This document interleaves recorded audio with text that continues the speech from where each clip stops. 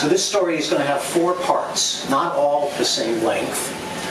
We're going to talk a little bit about what and where is radiation. We're going to talk about what a dose is, and dose. Radiation, it has enough energy to knock an electron out of an atom in a cell, let's say, or in tissue. And that is higher energy or shorter wavelength radiation. There is another type, like radio waves, microwaves, your cell phone. It is not giving you brain cancer. That is non-ionizing radiation. It doesn't have enough energy to knock an electron free. So there are various sources of ionizing radiation. We're not going to go over those. This really isn't a class. But what you need to know is that's the type that I am talking about that is everywhere in the surface of the Earth, and actually everywhere beneath the surface as well, all the way through in the universe constantly. If you want to escape radiation, you'd have to be very clever and have an awful lot of lead and live in a very thick-walled room made of it. And even then, you would never be free. There's no such thing as 100% lead. There's always a tiny, tiny, tiny few atoms of uranium or another radionuclide. So what are the different types of radiation? Where do they come from? Okay, cosmic rays come from off the landscape. What about the ocean? Yes. Uranium, thorium, and a number of other radionuclides are in the ocean. Every piece of the rock body that you see there, it's a great granite intrusion, is giving off rays. There's thorium and uranium and their decay products, including several different isotopes of uranium and radium, giving off radiation, ionizing radiation constantly. The lake here, which is probably full of sediment that's eroded from Granite Peak nearby, that's giving off perhaps even more, I would guess, than the ocean water. But that's just the beginning. And this is what I found. All the buildings, the roadways, cars, your clothes, the food you eat, and certainly the medical treatments or the medical diagnostic equipment that you go and have applied to you, those are all sources of ionizing radiation. And there's one other, and that's your own body. You have very small amounts of uranium in your own body. I'm not talking about potassium or even carbon-14, although they can be ionizing. So everywhere you go at all times, you are subject to radiation. And it's once you understand that, then it becomes more a matter of how much, right? Because you're never free of it. In fact, there's a whole line of thinking that it is actually necessary, because it does damage your DNA, and your DNA repairs itself from that. And there's a field or a theory called Hormesis, which essentially means that small amounts of a stressor will improve your survivability, your ability to repair your own DNA, your own damaged cells if they are damaged. And so this is part of the debate that exists. We know that it works with things like snake venom. We know it works if you're a football player until you, of course, lose your your mental capacities. So that's an example where it goes too far.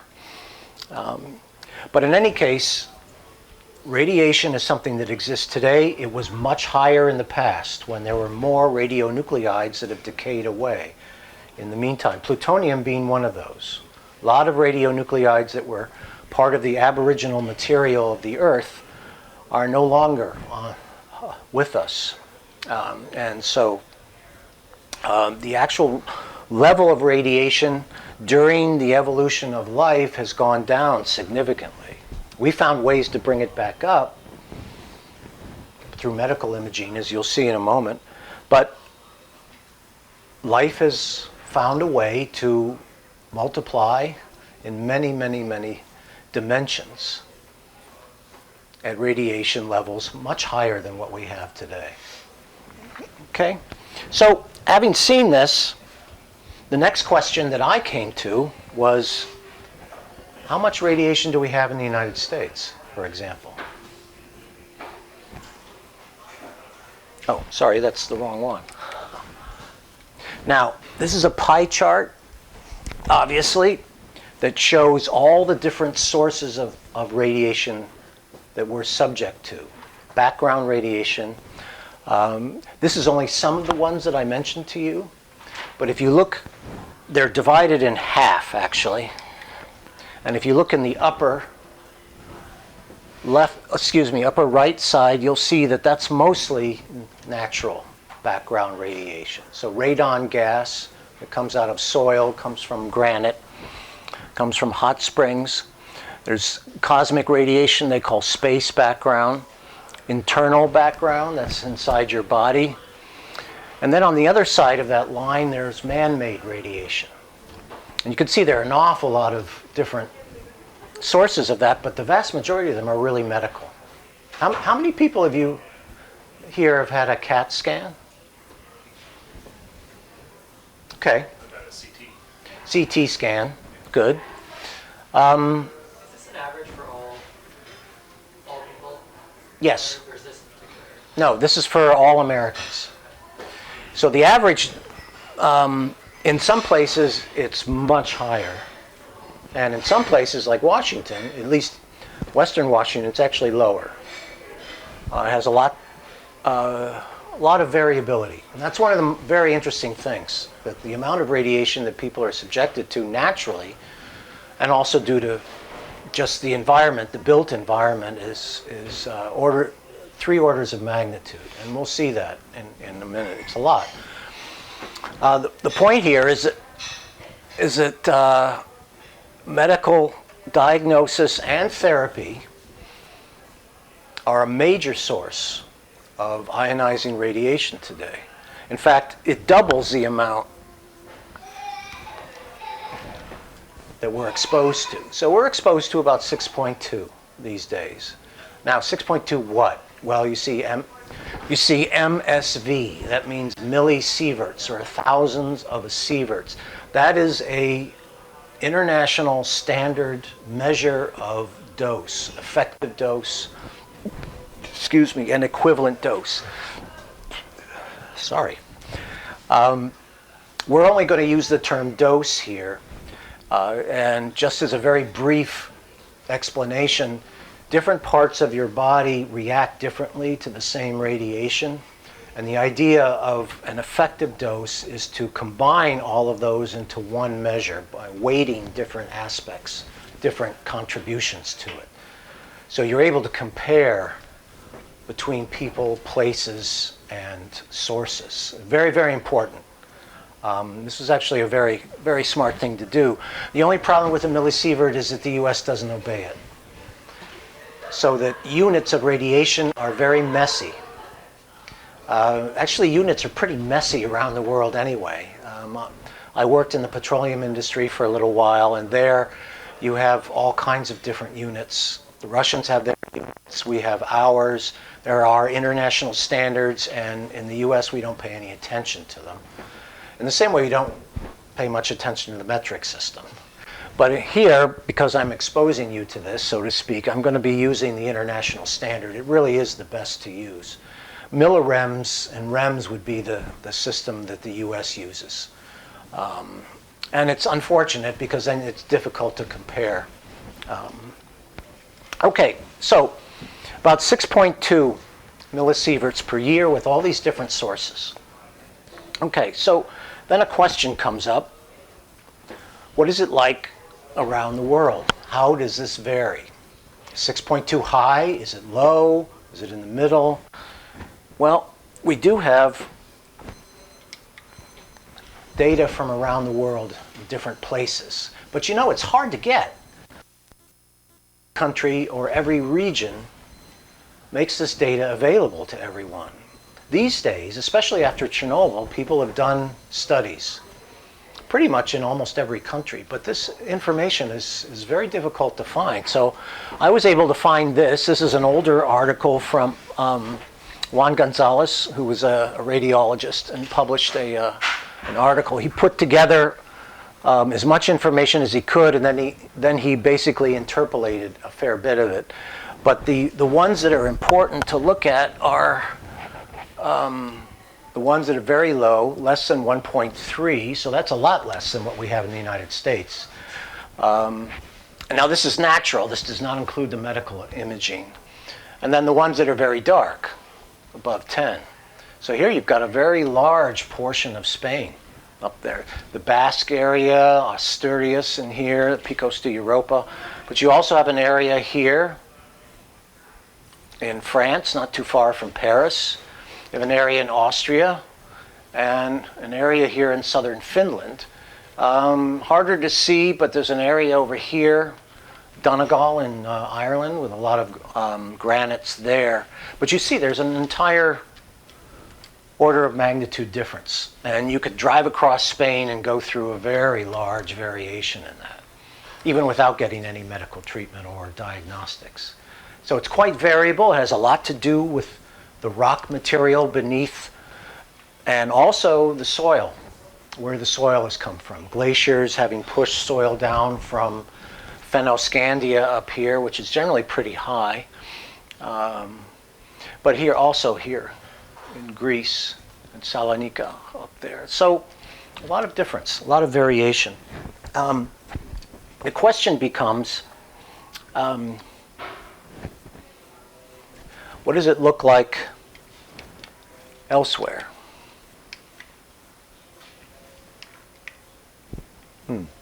There we are. And when we go farther afield, we see something much more impressive. These are very well-known areas for the high levels of natural background radiation. So Guarapari in Brazil is a beach, very beautiful beach, made of sand that's full of thorium. It's a mineral called monazite. And the beaches there are very nice, large amounts of hotels along there. People go all the time. The highest levels are about 50. Some have been recorded up to 65 millisieverts. But the Kerala coast, which is made of the same material here, it's also known as the Malabar coast in India, has higher. It goes up to 75. This is more of the usual range. That's per year, isn't it? That's per year. Thank you very much. So the amount of exposure we've been talking about, it has to do with 1 year's worth. Okay, very important. And we'll mention that later. Yangtze is always mentioned, but I don't see it being particularly high. And yet it is, but nothing competes with Ramsar in Iran, which is right on the Caspian Sea coast. It's actually a resort area, very famous resort areas where a lot of wealthy Iranians have summer homes. It's a spa. It has natural radium springs that come out of the mountains, the El Abruz mountains right along here, and Tehran is down here, and people just drive through. It's a very spectacular, almost alpine-looking road that goes through there, through the mountains. And they spend a month, sometimes 2 months there. But the radium springs come out of the ground. They come out of a granite stock in part, and they are very, very high in uranium and radium. And they have big baths. I usually show pictures of this. Lots of people splashing, having a good time. Men separated from women, of course. But, no clothing to protect from any level of radiation. And they spend a long time there. And the water is used to irrigate the farms that are locally, and the travertine that comes out. So this water comes out, it's loaded with minerals. The water evaporates when it's very thin, when it's in thin layers, and then the stone that's left behind is very beautiful. And they use it to build a number of the larger structures in the area. So basically, the radium springs are spread all over this town. It's a very nice town. In fact, usually has about 50,000 people, and then in the summer it swells to about 250,000. So it's a big spot. And do people know about this? Actually, a lot of people do. It's famous for that. Now, what do you think the cancer rates are there? That's a big question. Well, the studies that have been done so far, and here we get into some interesting political realities, mostly led by Iranians, as you might expect, have shown no increase whatsoever in the cancer rates. Certainly none in terms of any type of injury from radiation. Now, because they're Iranians, and I use that term purposely, use those words purposely, their research is not as trusted as it might be if it were French or British or American. So I've heard numerous times, well, we need to do some really serious research there. So there's a disbelief that the quality of the work is high. Nonetheless, it's been published in very high-level journals. Now, the same things happened here, and the same results have been acquired there, except that the cancer rates are a little lower. And we're talking incidence of cancer. You can't tell in terms of types of cancer, you can't really tell if radiation is the cause. So you compare rates with the population elsewhere to the population in the area of concern or interest. Now, in most of the world, as you probably know, cancer rates are pretty high, especially in the advanced world. 1 out of every 3 people in Europe will get cancer sometime in their life, solid cancers. So that's what radiation has to compete with. French fries, you know, sitting on your rear end and playing games all the time, and various other unhealthy activities, let's say, and a lot of drinking. These are all carcinogens, proven carcinogens now. It's interesting. But we also talked about all these areas that have higher than normal, higher than the US average. Now, what is this here? This is Denver. Denver has between 5 and 7 millisieverts natural background radiation. So if you add about 3 to 4 from normal X-rays, other types of medical diagnosis, you get up to about 10. So that's higher than the 6.4. And if you were to live in the mountains up here, your rates would be slightly higher because of the cosmic radiation. Now, I lived in Denver for 4 years. I'm still here. It's a nice city. But here again, we're talking about Ireland and southern Finland and Austria and parts of Spain. So there are a number of areas where it's quite a bit higher. Yeah? I've got a quick question. Sure. What's the elevation of Ramsar, Iran? Ramsar is right on the level of the Caspian Sea. It's right down on the coastal plain there. So Caspian Sea, if I recall correctly, it's about 80 feet above sea level.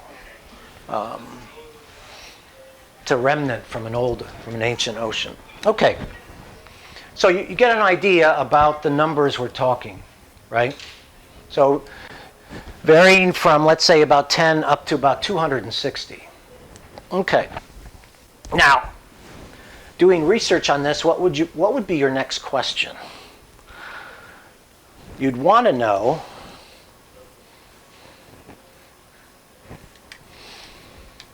the variety across the United States. If there's so much variety there around the world, what is it around the US? This is a USGS map that shows, it doesn't give you any numbers, unfortunately. It's obviously meant for students, high, moderate, and low.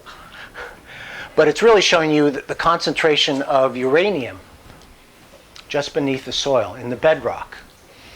And so as you can see, the western area is quite high. Portions of the eastern area are very high too. Granite is a very basic component of continents. Whereas in portions of Texas and in the south, and certainly in the upper Midwest, you're missing a fair bit of that. Now, if we have time, I'll show you a comparison between this map and cancer rates in the United States. It's actually kind of interesting.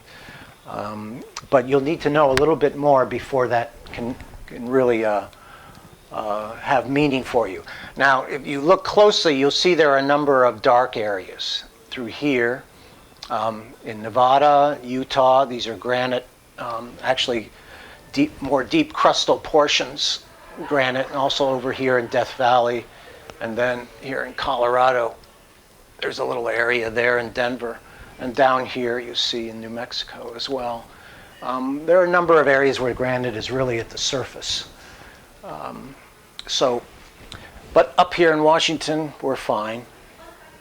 Nothing to worry about if you're worried. Okay, so the next question is these numbers that we're talking about, how do they compare with actually documented dose levels for radiation damage? Because we do have examples of that. And the main example of it is, you wouldn't have to think about this too much, are the atom bomb survivors. They are extraordinarily important to a lot of this because a lot of them survived. It's hard to believe, but they did. And a number of them are still living. These are very important people, and there's a lifelong study that's been going on ever since 1948. Okay, now this is one chart. You'll see a number of others. This one I've used in my classes because it gives probably the greatest array, and it has some very key information that is very necessary, like 400 millisieverts per hour and 350 per lifetime. That's very, very important. Okay, but we start up here at about 10,000 millisieverts, 10 sieverts. And if you're hit with that kind of radiation, like people who are fairly close to ground zero were, it's almost certain death within a number of weeks. That's a very high level of exposure. Not everyone who was exposed to that died. You're talking about the Hiroshima. Hiroshima, right. Not everyone has died who's received that much exposure. There were some experiments that were done on people who had terminal illnesses, or they were diagnosed with having terminal illnesses. And this was before we had a lot of information and a lot of regulations about human experiments. This is in the late 1940s, early 50s. This is in the US. They were injected with plutonium solution. One of those gentlemen, he's called Mr. Plutonium. There's probably a Wikipedia article about this, but that's Wikipedia, you know. And in classes, that's a four-letter word, you know. We can't really use that, even though they're accurate a number of times. He was exposed to 67 sieverts over a 3-year period. He lived to be 78 years old, and he never developed cancer. He died of congestive heart failure. How do you explain that? You can't. What you're dealing with is enormous diversity in people's susceptibility. This is very important because of what the dose limits are. Some people are much more sensitive than others. And there are a number of possible reasons for that, but there's no explanation, no consensus on this. So these are generalizations, except for a few cases lower down. So when you're at 6,000 sieverts, this is a dose that will make you very, very sick. And usually over 50% of the people will die within the first month or two. These are very, very high levels. 3,000 is much lower, and here the survival rate is at least half. It goes up to about 70% in the atom bomb survivors. So this is again an average.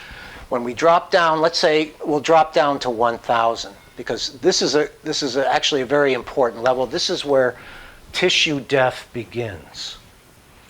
Any level below that and tissue death is much more rare. It can happen in children. Cells that are reproducing very rapidly are particularly susceptible to radiation damage. That's kind of why they cover us up here, even when we're in our 60s. Yes? Sorry, can I ask about scale here because there's several types. Yeah, this is a problem. So these numbers are actually derived from instantaneous exposures, because we don't have any reliable they don't have any reliable information for someone getting a lifetime dose of 10,000.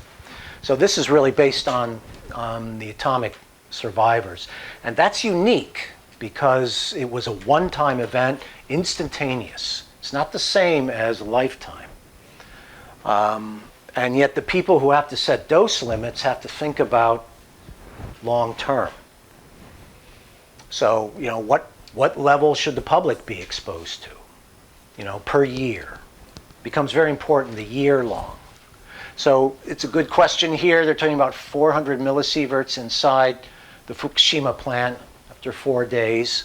No one was in there at the time, but that was a very high level. If you had been in there for several days, you would have expired most likely by now. But 1,000 per year, or acute, sudden, is when cell death begins. Below that, you can get radiation sickness. Vomiting, hair loss within 2 to 3 weeks. Not everyone does.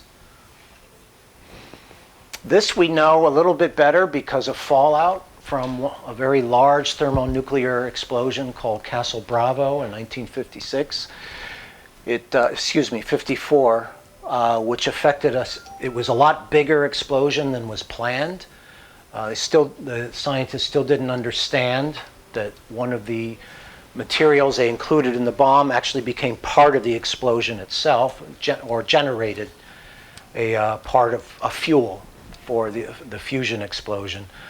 And the fallout was very large and affected a number of people in the Marshall Islands, but also this very famous boat called the Lucky Dragon, which was a Japanese fishing boat that was about 120 miles, 150 miles away. And the wind carried the fallout. And by the time that the boat got back to port, most of the people were sick, had severe radiation sickness. The thing is that none of them died from that sickness. And they figure that their exposure level was somewhere between about 700 and 1,000. One of them did die, but the information is not clear whether he died from an infected transfusion that he received or whether he actually died from the exposure. Most people that I spoke to, because I asked a number of bioradiologists about this, and they said it's almost certain, in their opinion, that he died from the transfusion rather than the radiation. Nonetheless, they were very sick. A lot of them lived to be into their 60s, and smoking doesn't help, and smoking was a very big thing in Japan. So then we get down to 500, and here, at this point, this is where you begin to allow short-term doses for emergency workers in a nuclear accident. Now, when you talk about nuclear accidents, you're not just talking about nuclear power stations. Far more abundant nuclear accidents are in industry, because nuclear materials or radioactive materials have many, many uses besides those in medicine, where they have a lot of them, or in nuclear power. They're used in industry for a lot of different specific measurements and testing. And they're used in the oil and gas industry. We actually use a radioactive material to drop into wells that sends out radioactivity, and then we get back signals from that. And then that tells us what kind of rock there is down there. So it's used in a lot of different ways. So this could be an emergency accident in many different ways, many different types. Then this exposure level used as a criterion for relocating residents after Chernobyl. This gives you the idea in a way that people went around and measured, and it was orderly and everyone knew what was going on. No, not in a million years. It was a total disaster. People were not told for several days that they had any kind of an accident, the Chernobyl reactor.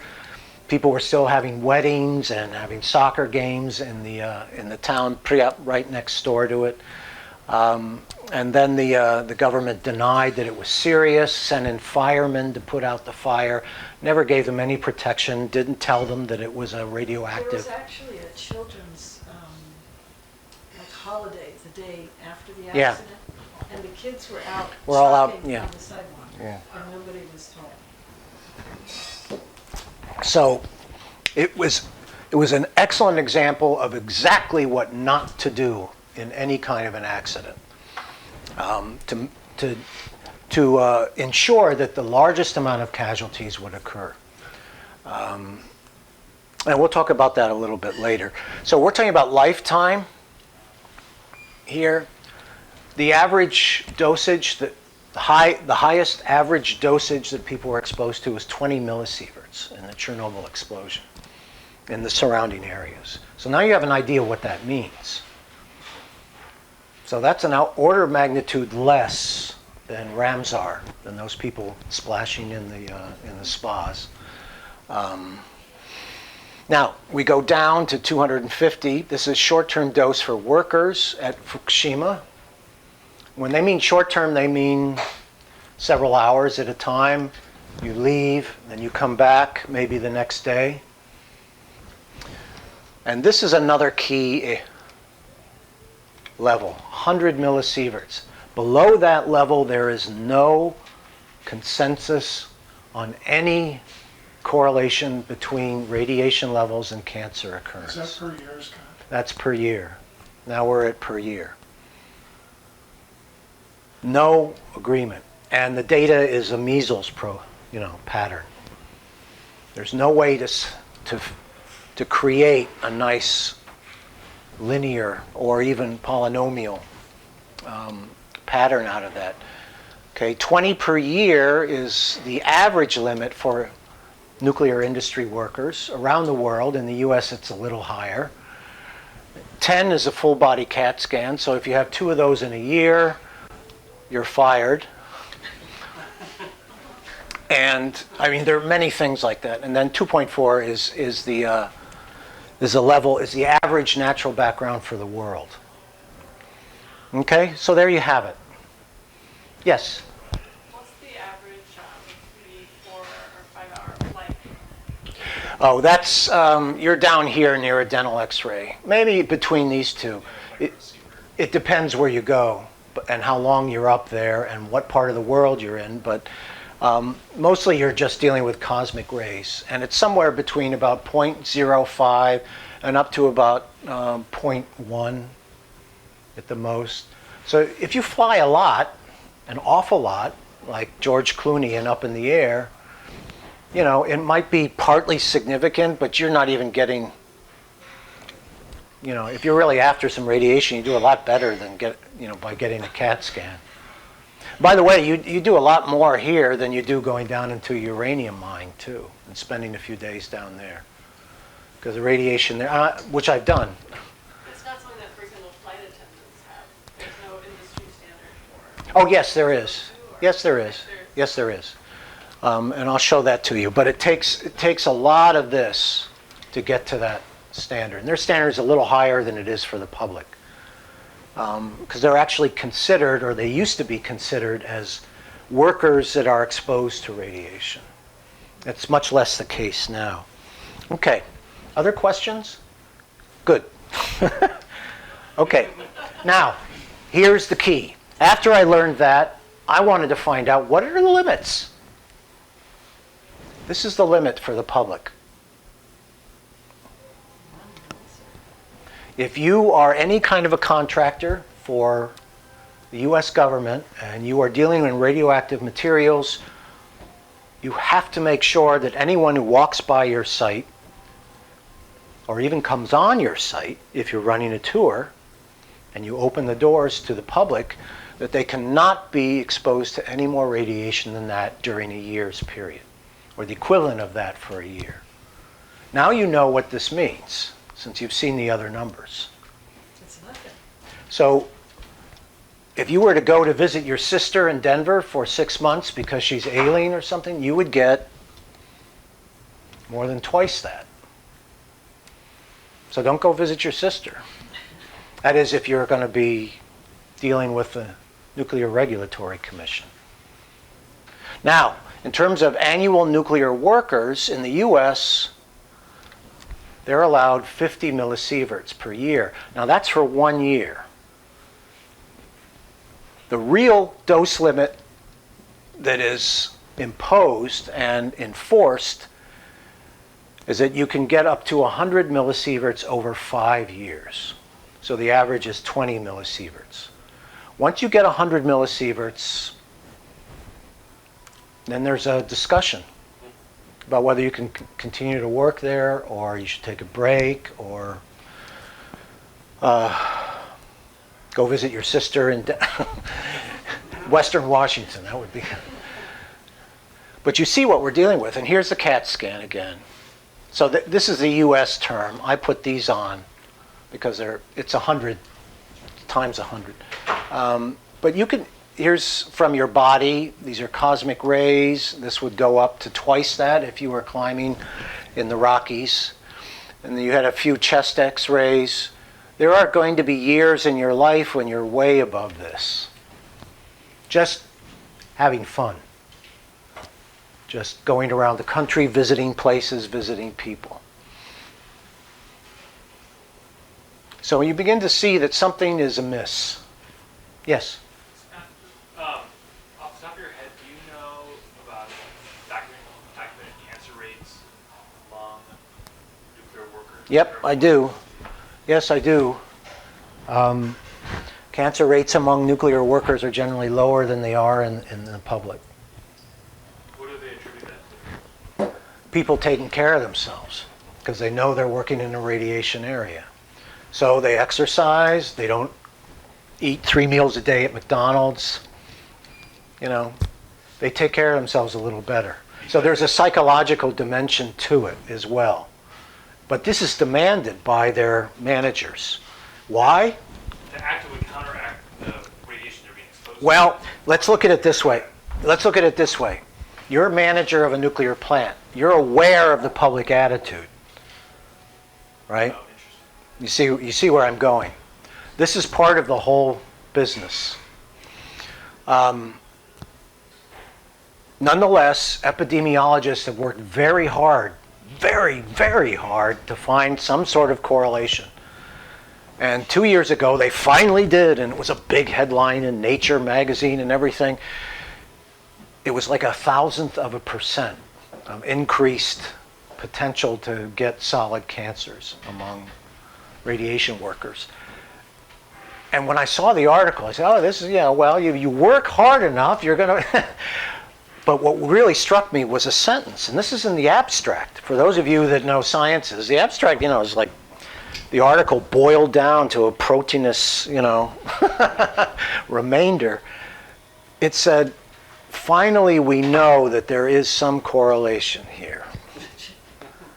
And I said, wow, they let that in. That is very revealing in terms of bias, in terms of assumptions. It was very revealing. Anyway, so I saw this and I said, wait a minute. I said, I must be missing something. I've got to be missing something. Because there's a total mismatch between the reality of empirical levels of radiation, natural radiation, never mind man-made radiation, and this standard for the public. I said, can this actually be met? Well, you know how nuclear reactors are built, right? You know they're covered by an enormously thick shield of reinforced concrete and steel. This is the reason. Now that standard is held in all advanced countries in the world. It's not just us.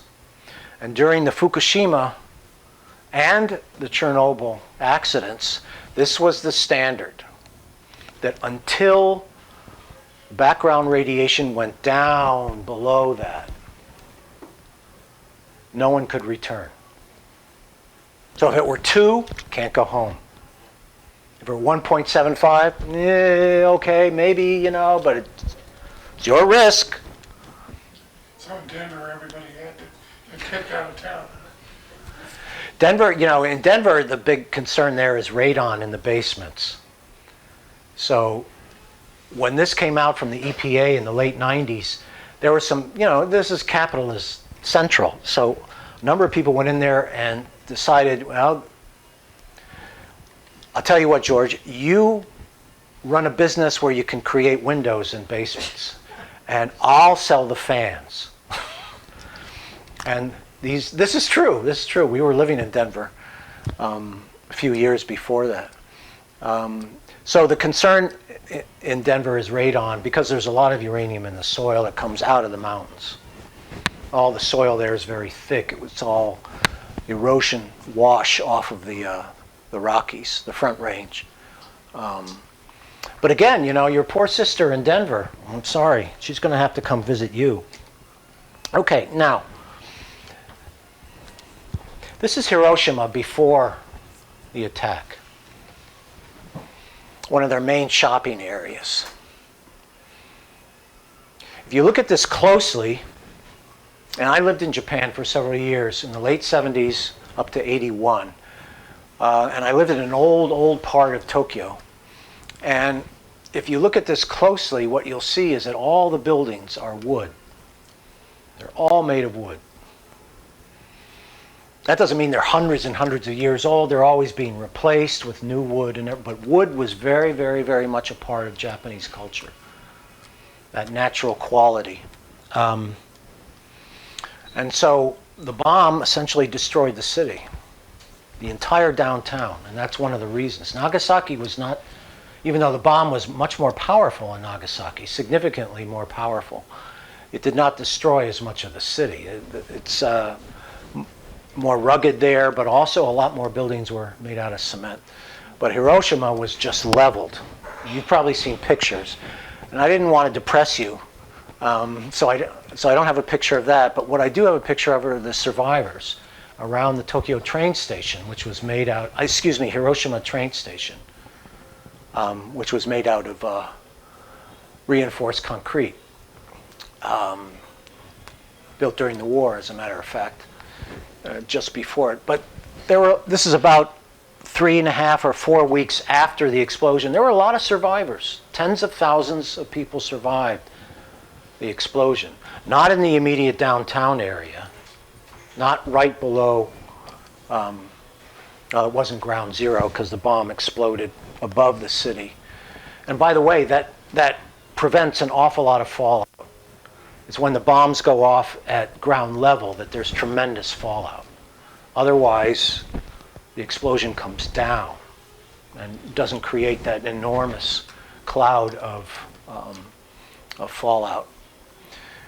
Well, you can see the devastation, but there were a lot of people who survived, including pregnant women, children, young people. And so there's been a lifetime, it's called the LSS, the Lifetime Survivor Study, that's been ongoing ever since 1948. Why 1948? Because the U.S. military did not allow studies to go in there for a couple of years. Now, Japanese doctors did, and they were able to get some significant data, but not enough for the Lifetime Survivor Study. And obviously they couldn't check pregnant women that were killed.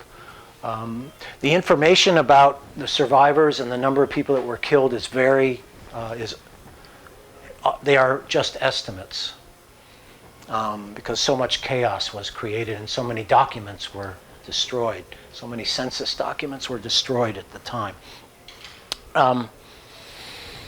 So, let's see where I am. Now, the next slide I'm going to show you is not raw, that's interpreted, but it's the actual data that has been used to derive a correlation between how much radiation bodies absorb and the chances, the risks of the estimated risks of cancer. This has come from the study of the survivors. So this is not necessarily directly related or a direct reflection of what happens if you absorb doses over time, when your cells are given a chance to recover. So this, in a sense, is the extreme. What's called acute exposure. Okay, so that's relatively clear. Now, this is the graph I'm going to show you. This is the graph that is the subject of enormous debate now, published by Osawa and a large number of his colleagues. There's not an awful lot of data points on there. You can see that. Why is that? Well, yes, there were tens of thousands of people.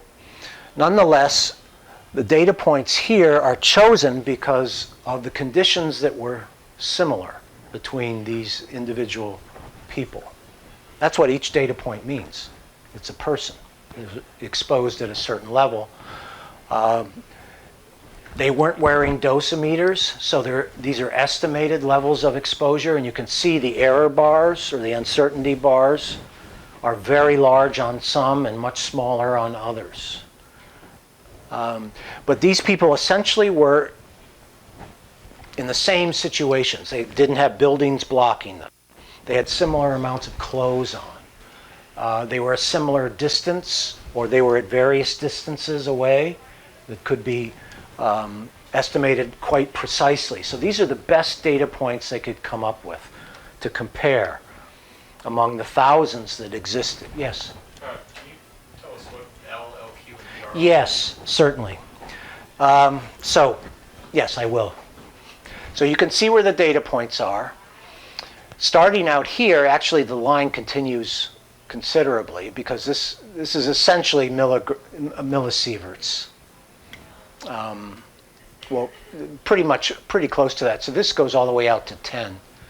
And the data out there is a lot more, there's a lot more of it, and it's clearly linear. And you bring it into here, and it looks like it's linear. And then from about 1 to 2, from about 2, it's extrapolated all the way down to 0. That is the linear no threshold. In other words, there's no part along this line below which damage does not occur. That's a lot of no's and negatives. Let me put it in a positive way. This is as far as the real data will go. The very solid data where there's consensus on it, and if you run series of estimations and computer models, you will get it right up to about 1.5, and then it stops. And then below that, you get a whole series of different curves, depending on what model you use to estimate it.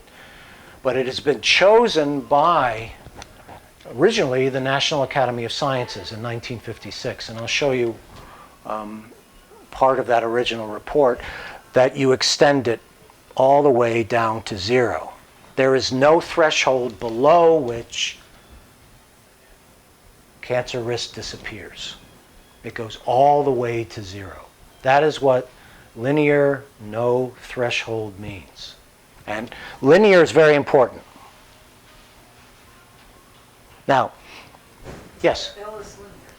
Oh, the LQ means linear quadratic. It's a quadratic equation that takes into account all these data points. And once you do that, once you just don't extrapolate down, you begin to get a curve.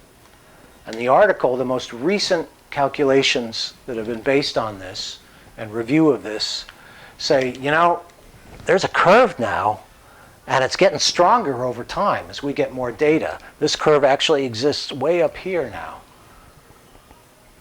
And it's one of the reasons there's debate that this linear no threshold may be wrong. This goes way down, and you begin to see there's almost no estimated risk when you get down here to 500 millisieverts. Yes? Sorry, just in terms of the dosages, on the other one that showed like the acute radiation risk, all the way from 6,000 or 10,000 all the way down. Yeah. It said no detectable cancer risk below 100 millisieverts, is that right? Right. So is 1 on this, is that like equivalent to 100 or? No, this is 1 sievert. This is Oh, 1,000. that's a sievert, okay. 1 is down, here's 500. Got it. Yeah, Okay, thanks. so 100 is down here. Millisieverts. Millisieverts, sorry. Right. Other questions? I'm going to show you another interpretation of this same data in a second. Any other questions? Okay, so here's an opposing interpretation. And it's a close-up. I've kind of, this is their graph for sure. So they see pretty much a linear relationship down to about 1 sievert and then a big curve. And this is taking into account the error bars, of course, and weighting the points on that basis. So if you look at the error bars, this is pretty good. This is not. You see what I mean? So you would weigh this point heavier than these points in terms of any drawing of the line. Is that clear? Is that reasonably clear? Carl, you got that? Yeah. Thank you. But you don't see a linear relationship at all, according to these people. And they say this is your main zone, part of which is negative. What does that mean? That means your cancer risk goes below 0. What does that mean? That means it's actually doing you good. It's reducing your cancer risk, not increasing it. That's the Hormesis idea. That at very low levels, now here we're not that low really, we're at about 500, 450. You remember, we're only dealing with one millisievert and we're up here in the hundreds. So that's an interpretation. Now that's not accepted by a large part of the community. They can't see a mechanism for how that works. It's kind of fuzzy, and it's true. And we actually don't know exactly how cancer is caused by radiation anyway. They know it's by DNA disruption and breakage, but after that, they don't know exactly. But here, in this line, the interpretation is that essentially it flattens out at about 300 to 400. And it's pretty much 0 at that point. So a very different interpretation that has enormous implications for dose limits for the public.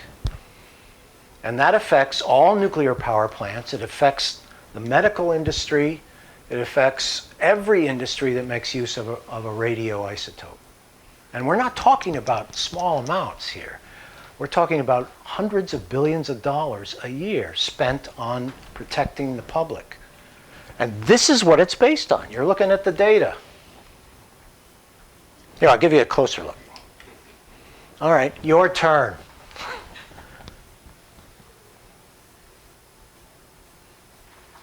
So, yeah, go ahead. Sorry, how confident are you, as someone who knows a lot more about this, how confident are you in these low numbers? Because it seems like the health effects must be so slight that I'm not certain how we ever have a study with enough people to have any statistical... That's been a major concern. How big does your cohort have to be? How many hundreds of thousands or millions can you get? Because the studies have gotten bigger and bigger and bigger that way.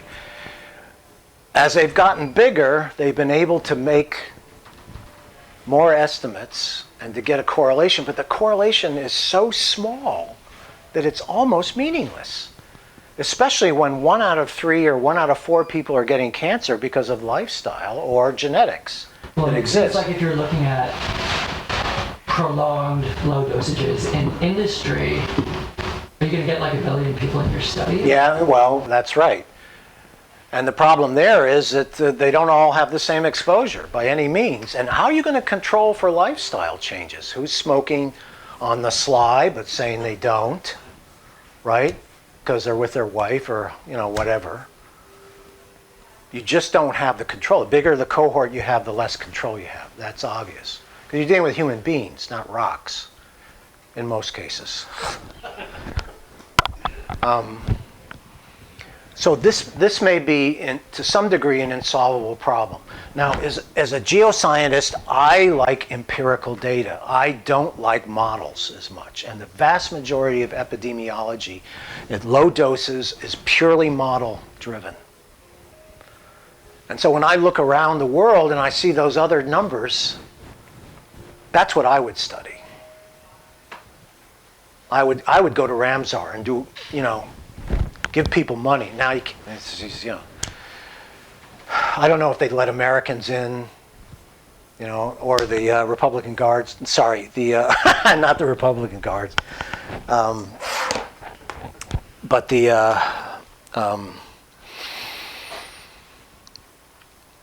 Iranian police would come and put you in jail for a while and use you as a political coin, which is what they do, because that's what we do. But get a group of people, give them a lot of money, and let them study the hell out of it. That in each of those places, and then more places, because this is not a small issue.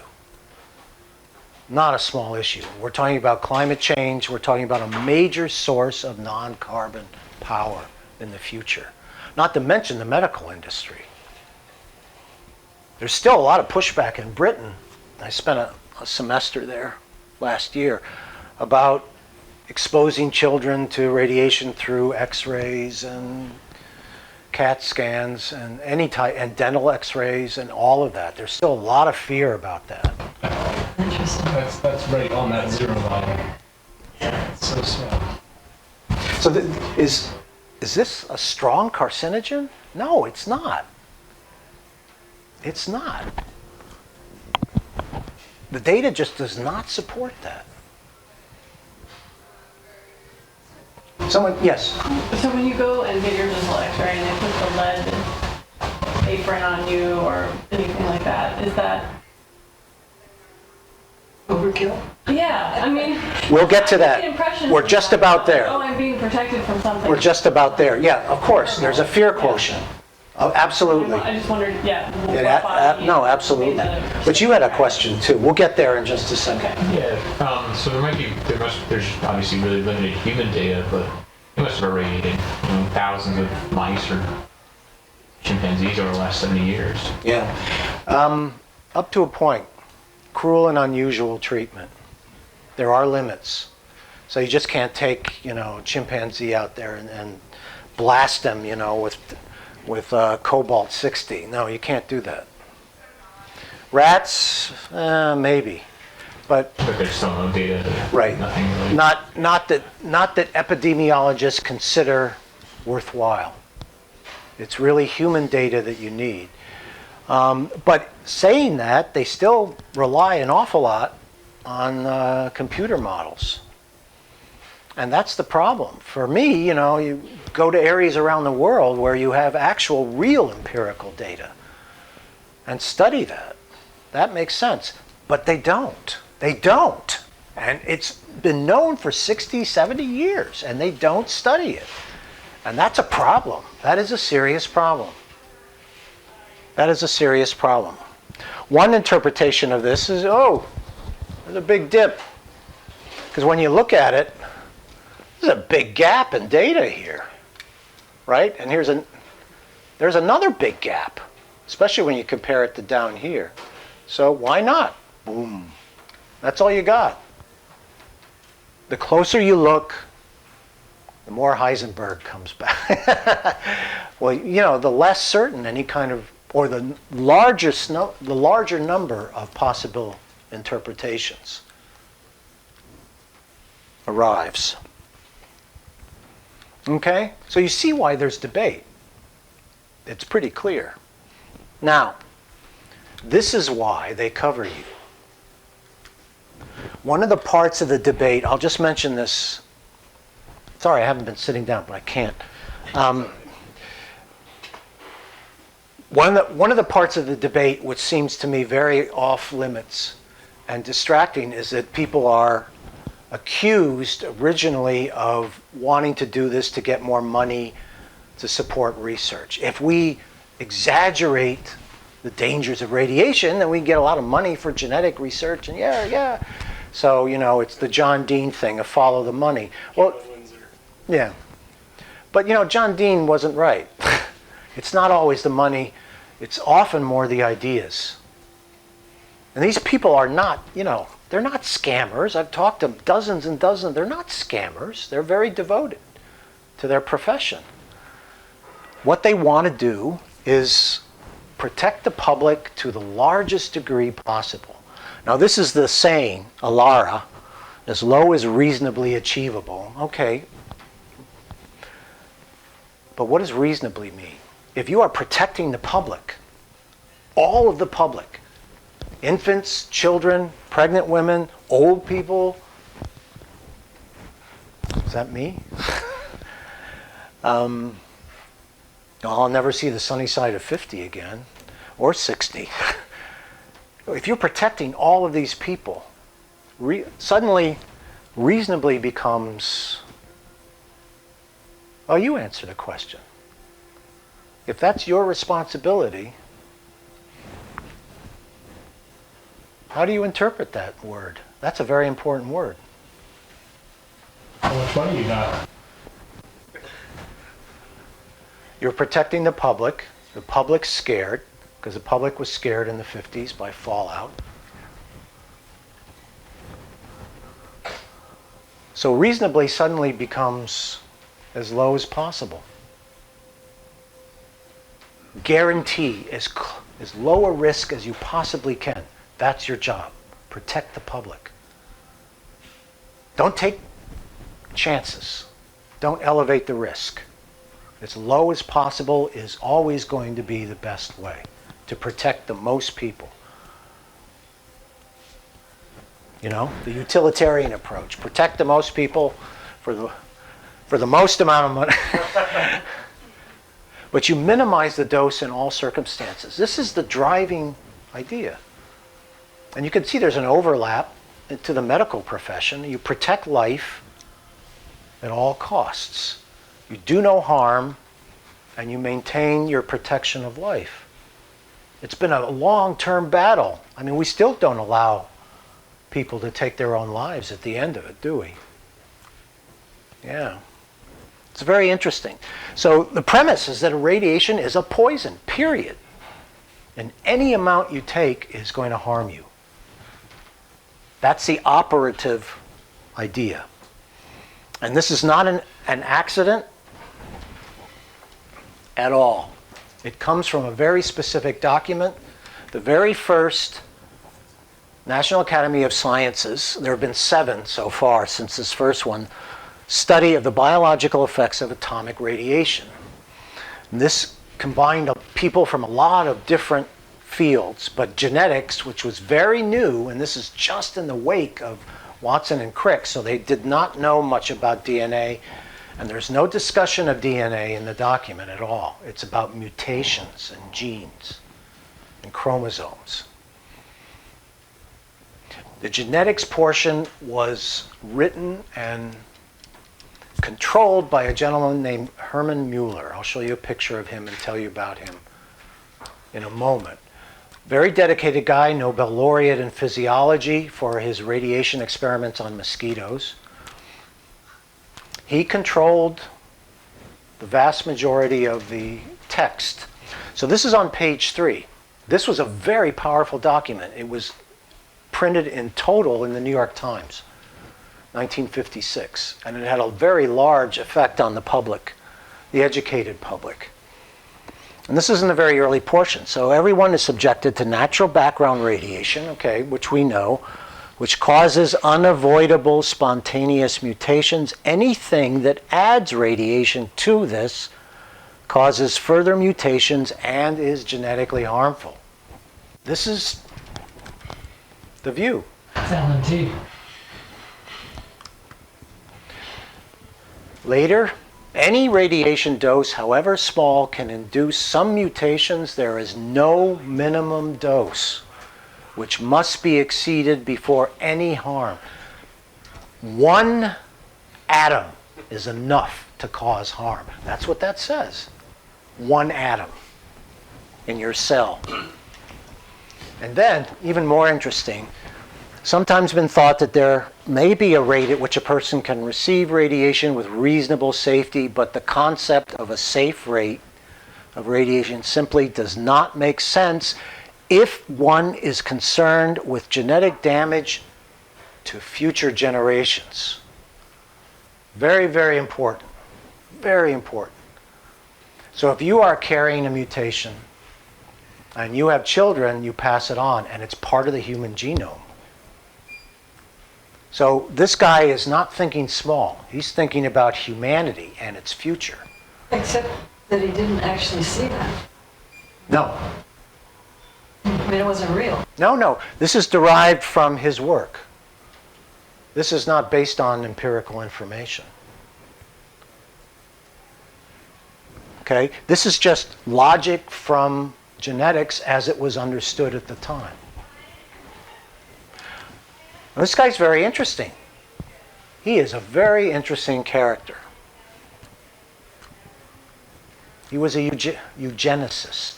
He believed in eugenics very, very strongly. Okay? Worried that if eugenic programs were not adopted, genetic defects would accumulate in the population and humanity would degenerate over time. This is all part of this. This is at the very source of the LNT. This is what researching this will teach you. Ideas are much more powerful than money is. Marx's ideas wiped away societies. Right? Adam Smith's ideas about capitalist economy, the invisible hand. There are few ideas more powerful than that in economics. Ideas have much more power than money or militaries.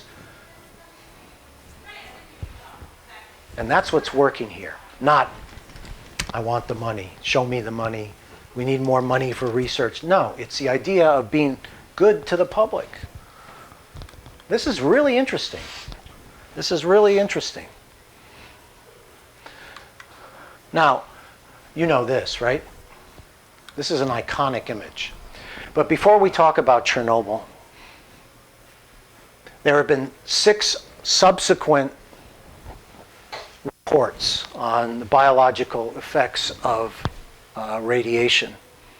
And every one of them, including the most recent, which was in 2006, has maintained, and these are by the National Academy of Sciences, has shown its loyalty to the LNT hypothesis.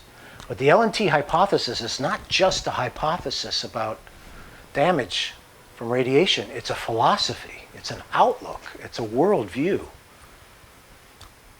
That the real job of people engaged in this is to eliminate as much radiation as possible in the world.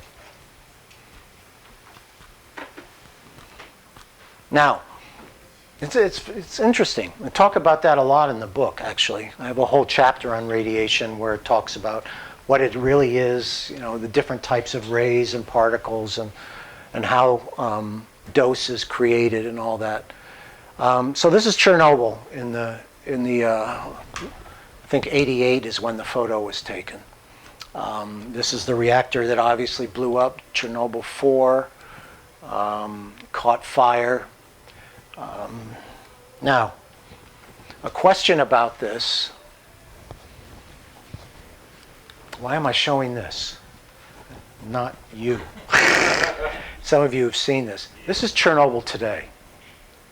Chernobyl, the exclusion zone where no one can go without a tour guide. You can take tours, by the way, today. You just can't. There's no camping ground nearby. The Chernobyl exclusion zone, 30 kilometers diameter, is Europe's largest wildlife preserve. It's not called that, but it is. All these animals have come back since the human beings are gone. So you have herds of bison. You've got all kinds of foxes and wolves. You have moose that have come back. You have, again, the bison. And these guys, wild boar. But even more, this is Przewalski's horse, which is essentially extinct in the wild and was introduced to this area to repopulate. It's from the steppes of Asia. But it was basically hunted to extinction, and then it caught a very bad virus, which wiped it out. Now it's flourishing in the Chernobyl exclusion zone. This is also true for birds and fish and insects.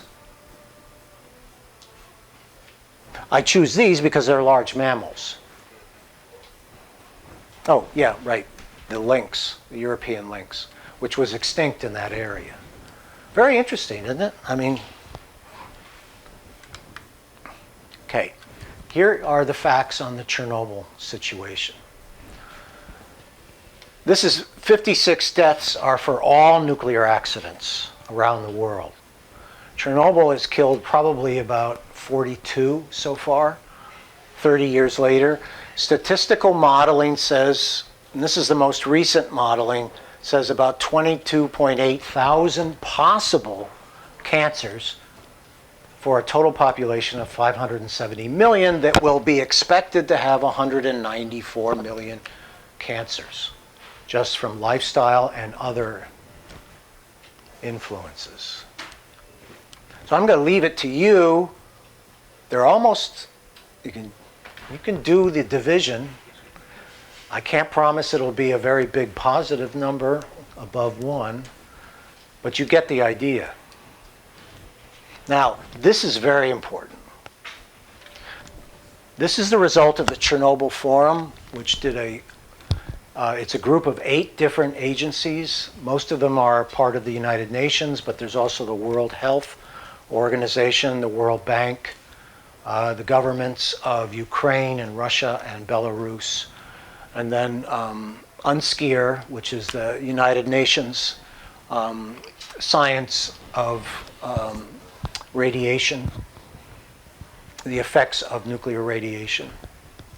Have been doing this work for 30 years, and their final report, which came out in 2006, because that was the 30-year anniversary of the explosion, of the accident.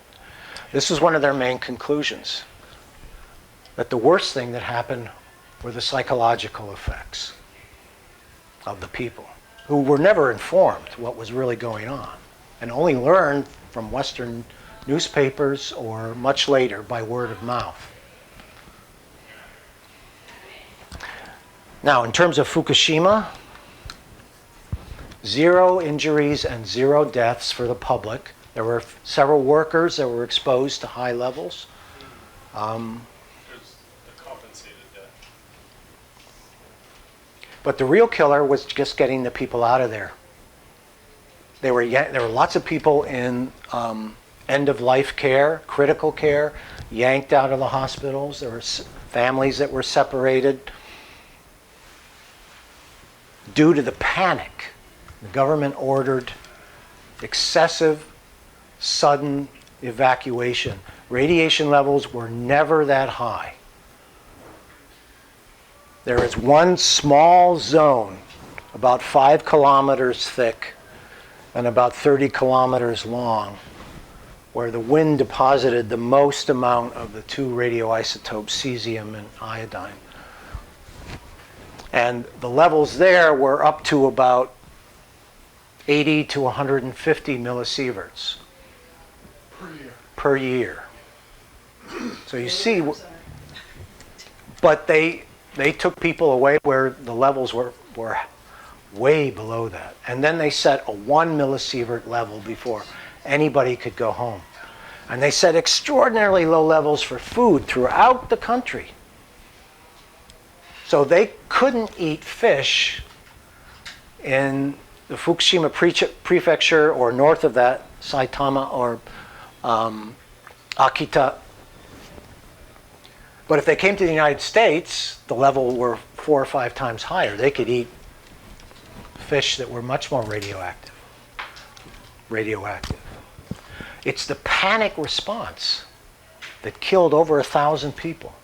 There's no reason for that. So are you going to talk about the TEPCO worker with the compensated dose? No. So the internet's going to go crazy about this zero number. And they're going to say, oh, well, there's one guy that had lung cancer that was compensated for his death. Yeah, he was. This year, yeah. Yeah. There's a problem with that, though. Yeah, maybe you can... You can't quite get lung cancer that quickly. It's supposed to take quite a bit longer. Yeah. The poor guy probably had lung cancer. Well, 50-year-old Japanese man, what are the chances that he smoked? yeah. Okay, so 1. I'll change this to 1. 0 to 1. Okay, I'll give you 1. 0 to 1. But you see the point. So it's fear of radiation that ends up killing more people, vastly more people, than radiation could. This is the real message. Radiation is a very weak carcinogen compared to so many other things in ordinary life. That is the big message.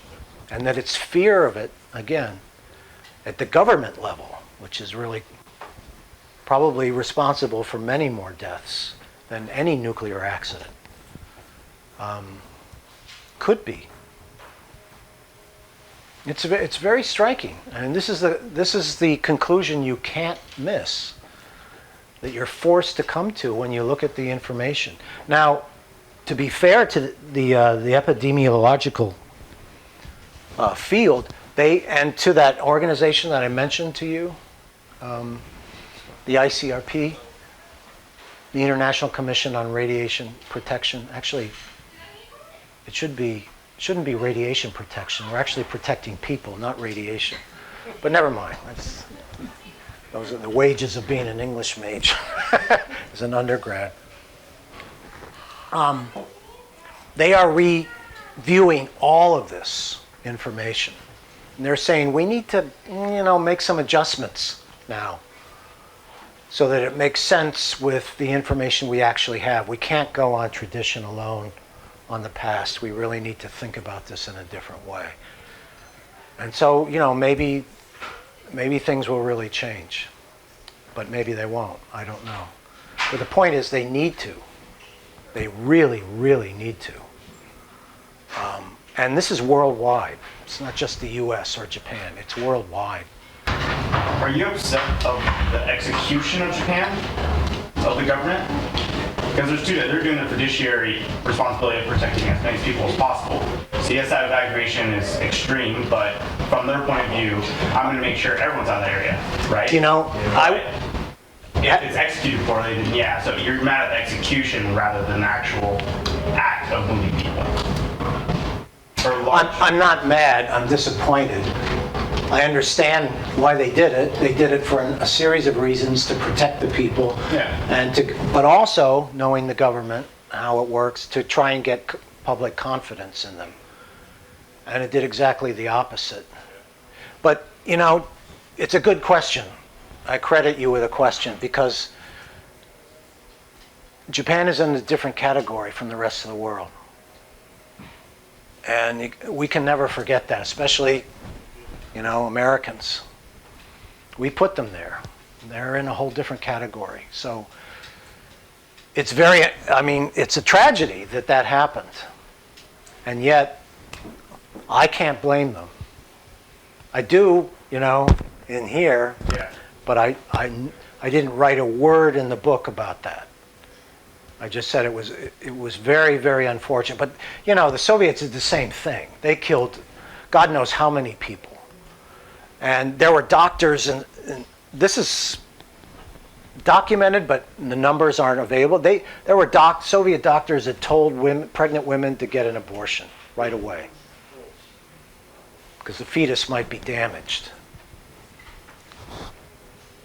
Now, the evidence for that having happened in women that were exposed in Japan, in Hiroshima and Nagasaki, that were exposed and then got pregnant afterwards, the evidence for birth defects is essentially zero. And if you're interested, I can give you the website of the lifetime survivor study that shows that. It gives that information. That doesn't talk about the women that were actually exposed to high levels because the government prevented anybody from studying them. And so we really don't know. There's a gap of about 3 years due to the US military and their secrecy. By the way, that carried over into the 50s and everything dealing with nuclear. The military was in charge, not the civilian government, even of the Atomic Energy Commission early, for the first 10 years or so. They were still fighting the war. They didn't stop. There was Korea, there were the Soviets, McCarthy era, Red Scare, they were still fighting the war. Anyway, so I would put Japan in a different category. Yeah, I would. So, yeah. Let's see, do I have anything else? Yeah, I do. But, well, these are just to compare the dose levels again. Okay, so this is the world average. This is Finland. This is the Kerala coast. This is Ramsar, all the way up to that much. This was the exposure limit of the vast majority of the people that were evacuated. This is before they were evacuated. This is Chernobyl's level. This is your CAT scan. Oh, right. In case you didn't know, that's what a CAT scan looks like. It's a claustrophobia machine. If you, But I would prefer that to an MRI. well, yeah, MRIs are different. So Nuclear accident. the reason I put this up here is because this is very interesting. So you can find lots of pictures on the internet about that. This is what was caught off the coast of Fukushima after the accident. And I had a student who was Korean who found a whole set of images. Koreans and Japanese are just not good friends. Japanese don't mind, but the Koreans hate them. And they have a point, But a lot of Koreans put online pictures like this to make Fukushima look that much worse. Not by no means only Koreans, by no means. There's just a lot of horseshit on the internet about Fukushima. There's a lot of mythology about Chernobyl. Oh, the fruit trees will never bear fruit again. Birds with no feathers and 3 heads. It's just. So yeah, it's a cartoon kind of fear. But anyway, so all of this comes to a point, about climate change and the non-carbon future. And I think Friends of Fission view, and it's certainly my view, is that nuclear is essential and has to work together with renewables. It's not either or. It has to be both. There's no green wall or glowing yellow wall between the two of them at all. And there are major countries like China and India who understand this. Anyway, that's the talk. So. Thank you so much for coming, guys. We'll still open the floor for questions to Dr. Montgomery if y'all wish. But if y'all are a lot more interested in talks like these, events like these, having these kinds of conversations about nuclear energy, radiation, stuff like that, feel free to put your name and your email right here. We'll send y'all little updates when those happen. So feel free to pass that around. Thank you, Sean. So I'll start. One of the studies that gets tossed around on the internet is the correlation or negative correlation of radon exposure in mine workers. And they say, and the hearsay, I probably need to read the study myself, the hearsay is that there's only a positive correlation of cancer when the worker was a smoker. So here's my fantastic armchair theory is that what if it's smoking that causes the cancer, and radiation just pushes you over the edge. Well, not being a medical professional, I can say, well, that makes sense to me. Yeah, but I don't know. I don't know. I would suggest you get a PhD and an MD and get to work on that. Yeah, there are a lot of possibilities, right? But that I couldn't speak to that. Other questions or ideas that you have, or knowledge, or yeah? Seems to me that one of the big problems with radiation is when you consider the LARA business, keeping radiation way back, and making rules for how nuclear power plants have to be built and maintained on that basis. I always think of LARA and the linear no threshold business as a big dollar sign. Why do nuclear power plants cost so much to build? One of the big reasons, not the only one of the big reasons is this tremendous overemphasis on safety, preventing any leakage of radiation. There are chemical plants that deal with lethal chemicals all the time, and they don't have to pay anywhere near the same regimen for protection. In fact, we're all very concerned. Everyone in the country seems to be very concerned. There's not one governor anywhere that would allow nuclear waste to be, put in their state, except for New Mexico. There actually is a repository there, but it's for low-level waste, so essentially clothes and chairs and things that were inside a reactor or an experimental lab. And yet they allow a lot of these lethal chemicals to be pumped down, billions of gallons of that stuff every year. It's been going on for, half a century, but somehow, yes. Have you found that it moves people when you compare their risk from radiation to the risks from all of other sorts of toxics? Yeah, when you talk to them one-on-one or just in a small group, yes. Things that are allowed and are unregulated or Right. fully regulated. Yeah, and pictures do an awful lot. I mean, I have a picture of coal ash or slag that's come out of one mine in Tennessee. You may have remembered they had a big slump, and a lot of it went into the local stream and buried a couple of small towns. That coal ash is about 1,000 times larger in volume than the entire amount of nuclear waste that's been created in 65 years. And yet it's out in the open. And it contains a lot of nasty shit. A lot of, I'll speak in English, not French, a lot of nasty stuff, including uranium and thorium, but a lot of heavy metals like cobalt, selenium, antimony, chromium, and it's just out there in the open. What? What's the half-life on selenium? Just kidding. Sorry. You got me. Which isotope?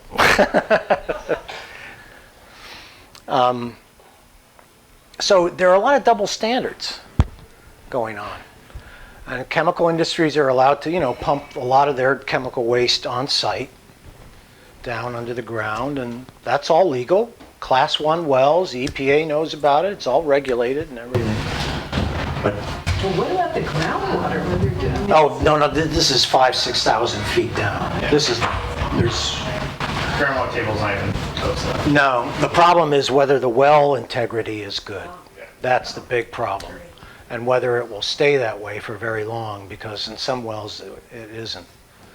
Like in Pennsylvania, they have the largest acid mine drainage problem in the country, and they also have a lot of old, that's where the oil industry started, up in northwestern Pennsylvania, Venango County. And there are thousands of wells that have really crappy steel, not even steel, iron in some of them, and all eroded out. So the groundwater there is, you don't drink it. Don't get close to it, actually. Yes, sir. It seems like so much of this hinges on that linear no threshold, and particularly like the bottom of that graph. What are, like, off the top of your head, what are some ways that researchers are trying to get at this idea of hormesis. Like, how do you get at that? Well, you've got to do an awful lot of. You need to figure out a control group, a cohort where those types of responses have been shown. You have to actually prove that it exists, and that's hard. I mean, is there like firm evidence for that with other sources of Yes. damage to the DNA? Yes, there are. Okay. Yeah, there are, with chemicals. And there are other stressors. You may have heard that, rats that don't eat enough live longer, right? That's proven. That's pretty well proven. So there's a whole, that's part of hormesis theory. So the idea is that you do stress your system in some way and get it to act large, but there's no way to understand the mechanism of it. And until you really get a mechanism for it, then it won't be accepted. So you really, and I'm not enough of an epidemiologist or medical person. I study, inorganic things, to be able to tell you how to structure an experiment or a cohort or anything. It's very difficult to establish that it's actually happened, is my understanding. The information that people use is, what you see up here on the wall, not what you see among us and people. However, there are therapies that are used. Snake venom is a clear one. That it becomes actually a form of medicine. It doesn't cure you of snake bite, but it does strengthen you against certain other forms of illness. They do that with allergies. There's all the allergy shots. Yeah. So it's that I don't know about as much. My wife would. She has lots of allergies. So yeah, unfortunately, that's a little bit beyond my expertise. Did I change anybody's mind? Did you find this interesting, though? It certainly was interesting to me and shocking. I realized what an idiot I was when I was younger, but then that happens to some of us. Some of us were bigger idiots than others. I did get to meet a very charming lady that I laid down next to in front of the bulldozer, but, I don't know where she is now. So I married another charming one. But, yeah. But that's the thing. We were so certain that nuclear power was a matter of collusion between big corporations, the government, and the defense industry, and they were going to destroy democracy. That's what we were marching against. It wasn't that this is going to kill us all, but it was being forced on the population, and then it was another excuse for these three major powers to get together and to erode, rights and liberties. Well, I hear that in some of the discussion about wind and solar. People want to like it and love it so much because it can supposedly be this sort of Decentralized. Thank you, that's the word I needed. Decentralized power. Well, that's true, except decentralized power doesn't run industry. Or the megacities. Or the megacities, right. Because humanity is now, in 2009, 2010, past the 50% mark, but for the first time, right, in history. More people live in cities and live in the country. There was a big vote in Taiwan recently, a big pro-nuclear vote in Taiwan. Yeah. People voted to not shut down nuclear reactors. It was very interesting, wasn't it? That will spread. That was shocking. Yeah. Because they historically they. To this country. Yeah, that was really shocking. Because they've been. Those are Deciding to open some plants in Japan because of the what was it? Because they're burning more coal. That's right. More coal and more natural gas. Japan lost its standing as obeying the Kyoto Protocol. Right. I feel pretty certain that if solar panels were only allowed at these giant sites that were fenced off and located outside of cities, be a whole lot of fear around those as well. Like, if you could have a nuclear power plant, like, on top of your garage, you might stop thinking it's scary. I don't know. You should, you know, I would recommend if you ever get down to Southern California to visit some of the big solar plants in the Mojave Desert. Ivanpah is really a very cool place. It's what's called solar thermal. So they have hundreds of thousands of these mirrors around a central tower. And it focuses the heat there, and they heat up this molten salt, and it runs a turbine generator, the way, you know, any kind of heat-based power facility works.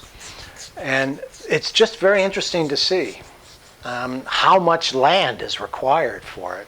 And it's only a small fraction of a nuclear power plant. Knowing what's during the daytime. 8 hours, yeah. But it's still very cool. I have to say I'm very attracted to it. Is that something you can tour? Or is Yes. Absolutely. Absolutely. Yeah, for free. Or it used to be for free.